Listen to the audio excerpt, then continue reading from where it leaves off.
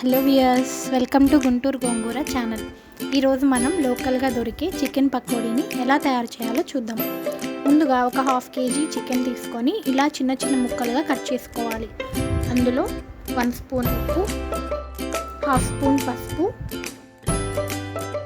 2 spoons కారం,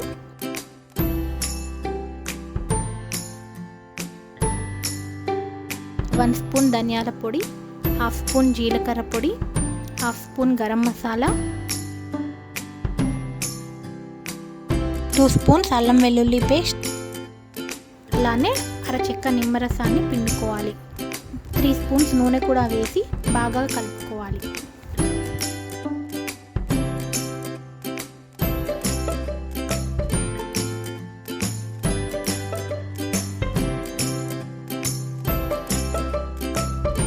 ఇప్పుడు ఇందులో 2 స్పూన్లు శనగపిండి, 2 స్పూన్లు బియ్యం పిండి, 1 స్పూన్ కార్న్ ఫ్లోర్ వేసి బాగా కలుపుకోవాలి.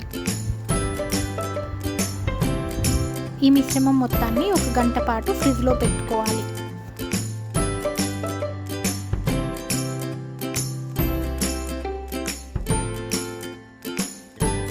ఇలా మ్యారినేట్ చేయడం వల్ల చికెన్ ముక్కలు జ్యూసీగా క్రిస్పీగా వస్తాయి.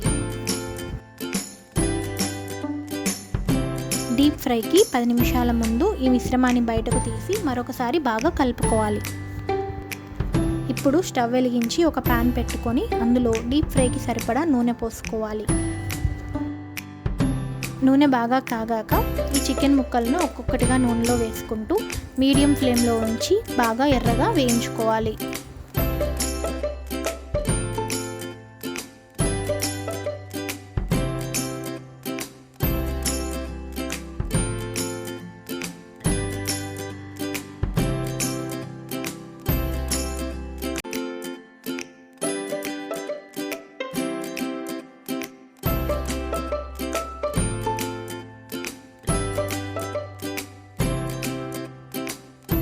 అంతేనండి, ఎంతో టేస్టీగా క్రిస్పీగా ఉండే local style chicken pakodi ready.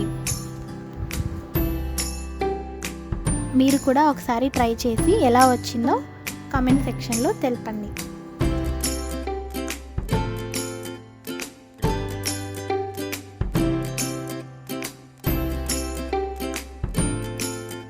మీకు కనుక ఈ వీడియో నచ్చినట్లయితే please like, share and subscribe to Guntur gongura channel.